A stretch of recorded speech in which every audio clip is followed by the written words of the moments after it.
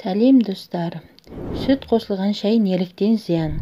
Сүт қосылған шай талғап ішетін адамдардың сусыны. Десе де ықылым заманнан мал асырап бағу арқылы күн көретін қазақ халқы үшін сиыр сүтінің орны ерекше. Дүниеге шыр етіп келгеннен бастап ана сүтін, одан кейін сиыр сүтін ішетін қазақ баласының санасында сусынның бұл түрі қалай ішсең де пайдалы деген ой қалыптасып қалған. Алайда шын мәнінде сүтті шайға қосып ішкен қаншалықты дұрыс, оның пайдалы және зиянды тұсы қандай?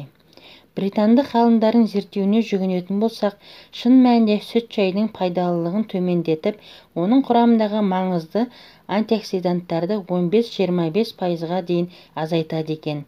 Бұл дегеніңіз сүттен бас тарту арқылы адамның денсаулығы едәуір жақсара түседі деген сөз. Бір қызығы, сүттің зияндылығы оның қаншалықты майлы екеніне байланысты екен. Мәселен, майсыз сүт майлы сүтке қарағанда әлде қайда зиян болып табылады.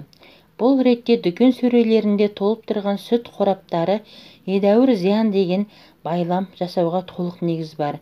Себебі олар шайдың құрамындағы антиоксиданттарды біз атап көрсеткен мөлшерден де көп жояды.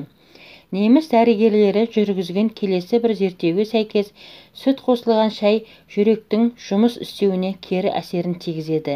Себебі сүттің құрамындағы казеиндер шайдың құрамындағы катехиннің концентрациясын төмендетеді.